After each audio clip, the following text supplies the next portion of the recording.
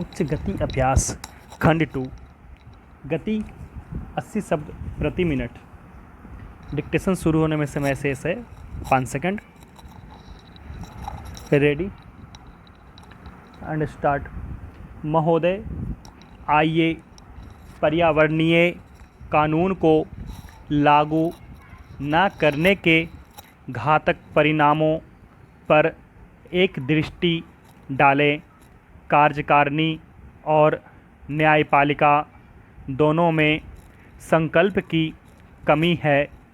खेद है कि प्रदूषण नियंत्रण मंडल प्रदूषण नियंत्रण के लिए कुछ नहीं कर सके, और यदि उन्होंने कोशिश की तो उद्योगपतियों के दबाव में आकर राजनीतिज्ञ आड़े आ जाते हैं और अपराध के बड़े से बड़े मामले में भी अधिकारी कोई कार्रवाई नहीं करते, चाहे प्रदूषक उद्योग निजी क्षेत्र के हों या सार्वजनिक क्षेत्र के।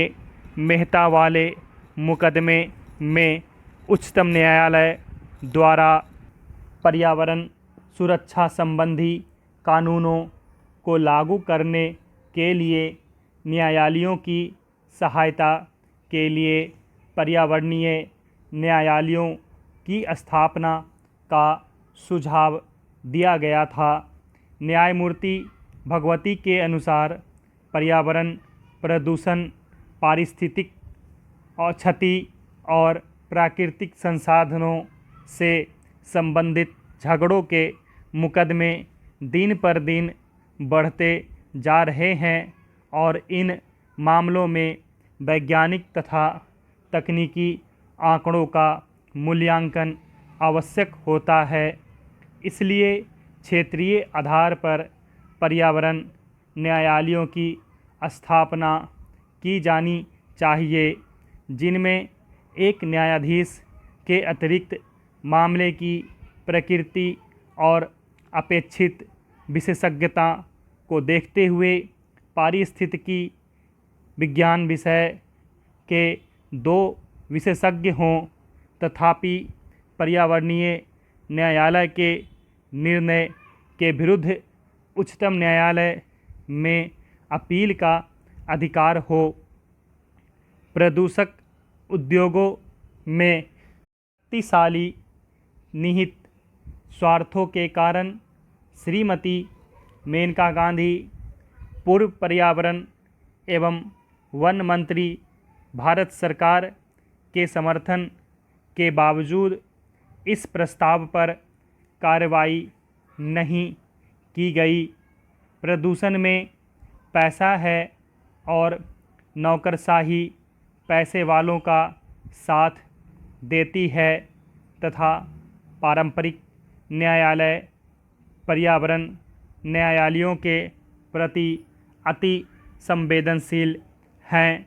पर्यावरण विज्ञान उनके लिए यह एक नया विषय है। न्यायालयों के इस विषय से अनभिज्ञ होने से हानि होती है, और नकारात्मक दृष्टिकोण के कारण न्यायाधीश ऐसे मामलों में यथास्थिति बनाए रखने, स्थगन आदेश देने या मुकदमा खारिज करने जैसा आसान तरीका अपनाते हैं। उच्चतर और उच्चतम न्यायालय के कुछ न्यायाधीशों ने इस दिशा में प्रशंसनीय कार्य किया है, किंतु पारंपरिक न्यायालयों के विद्वान वकील प्रदूषण नियंत्रण के संरक्षक नहीं हैं, क्योंकि वे कानूनी प्रक्रिया संबंधी जोड़ तोड़ में लगे रहते हैं और उन्हें क बनाम ख के पारंपरिक मुकदमों से ही फुर्सत नहीं मिलती, और न ही उनमें पर्यावरणीय मामलों को निपटाने की विशेष योग्यता होती है। सामाजिक कार्यकर्ताओं द्वारा दायर किए गए सामाजिक न्याय संबंधी मुकदमों की सुनवाई के लिए उनके पास समय कहाँ है। इसका असर सारे समाज पर पड़ता है, जिसमें न्यायाधीश भी शामिल हैं। अन्य लोगों की तरह उन्हें भी दूषित वायु में सांस लेना पड़ता है, प्रदूषित पानी पीना पड़ता है, वनों की कटाई और रेगिस्तान का वे भी रोना रोते हैं और प्रचुर मात्रा में उपलब्ध अनेक नैसर्गिक लाभों से वंचित रहना पड़ता है। लेकिन प्रकृति का आनंद लेने के लिए कवि जैसा संवेदनशील हृदय होना चाहिए, जो जीवन की कविता से परिपूर्ण हो, जिसमें विश्व बंधुत्व की भावना, प्रकृति से एकात्मकता और प्रत्येक मानव के जीवन के अधिकार के प्रति प्रेम हो। कभी कभी न्याय करने वाले को न्याय और उसके विविध आयामों की जानकारी नहीं होती।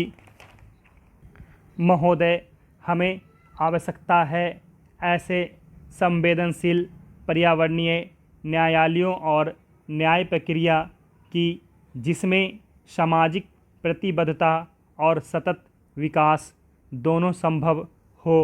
सभी प्रक्रियाओं को तेज करने, मॉनिटर करने और निगरानी के लिए एक शक्तिशाली उत्प्रेरक पर्यावरणीय लोकपाल पद्धति की आवश्यकता है, जो पर्यावरण सुरक्षा के सक्रिय प्रहरी की भूमिका निभा सके और जिसमें उच्चतम न्यायालय के अतिरिक्त अन्य न्यायालय का हस्तक्षेप न हो सके, जो राजनीतिज्ञों की पहुंच के बाहर हो। सामाजिक कार्यकर्ता और दिन से दिन आदिवासी भी जिस तक आसानी से पहुंच सके तथा जो जनता और संसद के प्रति उत्तरदायी हो। लोकपाल पद्धति का ढांचा, कार्यविधि ऐसी होनी चाहिए कि वास्तव में पर्यावरण सुरक्षा और संरक्षण तथा जीवमंडल की अखंडता बनी रहे। अति प्रावीण्य उपनिवेशवादी जटिल और मूल व्यवस्था से प्रबंध कौशल, वैज्ञानिक साधन, नए नए प्रयोग करने और नई परिस्थितियों के अनुकूल बनाने की क्षमता के अभाव में प्रौद्योगिक आतंकवाद और उन नई चुनौतियों का मुकाबला करना संभव नहीं है जिनका सामना इस उपग्रह पृथ्वी और इसके निवासियों को करना पड़ रहा है। हमारी न्यायिक व्यवस्था अनेक प्रकार के संकटों से घिरी है और यदि हम वास्तव में पर्यावरण संबंधी मामलों के साथ न्याय करना चाहते हैं तो ऐसे पर्यावरणीय न्यायाधिकरणों की आवश्यकता है जिनमें विधिवेत्ता और विषय विशेषज्ञ दोनों का सक्रिय सहयोग प्राप्त हो। इससे भी अधिक आवश्यकता है एक उच्चाधिकार प्राप्त बहुस्तरीय लोकपाल पद्धति और कार्मिकों की जिन्हें कार्रवाई शुरू करने, जांच करने, निर्णय लेने, निषेधाज्ञा जारी करने के व्यापक अधिकार प्राप्त हों। यह स्वायत्त संस्था होनी चाहिए जिसमें राजनीतिज्ञों और कार्यकारिणी का हस्तक्षेप, पेचीदा नकारात्मक कानूनी अड़चनें न हो तथा कर्मचारियों को सरकारी भय और लालच प्रभावित न कर सके। इन उच्च पदाधिकारियों का चयन प्रस्तावित लोकपाल बिल के अनुसार हो सकता है तथा इनका कार्यकाल निर्वाचन आयोग के समान हो सकता है। आम नागरिकों और सामाजिक कार्यकर्ताओं के लिए इन उच्चाधिकारियों तक पहुंचने में कठिनाई नहीं होनी चाहिए और आवश्यकता पड़ने पर उन्हें निःशुल्क कानूनी सहायता उपलब्ध कराई जानी चाहिए। सूचना प्राप्त करने की स्वतंत्रता अमेरिका के कानून की तरह स्पष्ट हो और कानून लागू करने का सांविधिक अधिकार इन अधिकारियों को प्रदान किया जाए ताकि इसके अभाव में पर्यावरणीय न्यायालय संस्था का नैतिक पतन न हो। पूर्ण न्याय दिलाना मुख्य उद्देश्य होना चाहिए, न कि केवल आदेश जारी करना। दीवानी न्यायालयों के सामान्य अधिकारों के अतिरिक्त अन्य अधिकार और कानून का उल्लंघन करने वालों के लिए दंड का उल्लेख भी इस कानून में किया जाना चाहिए। न्यायपालिका, कार्यपालिका तथा प्रशासकों सभी को लोकपाल तथा पर्यावरण न्यायालयों की सहायता करनी होगी। इसके लिए शायद संविधान में संशोधन आवश्यक होगा। इस विषय में सभी राजनीतिक दलों के सहमत होने के बाद संविधान कोई कठिन समस्या नहीं होगी। तकनीकी मामलों में केवल खंडपीठ पूरी तरह न्याय नहीं कर सकती। इसके लिए इस क्षेत्र में सक्रिय कार्यकर्ताओं की सहायता आवश्यक होगी। स्टॉप।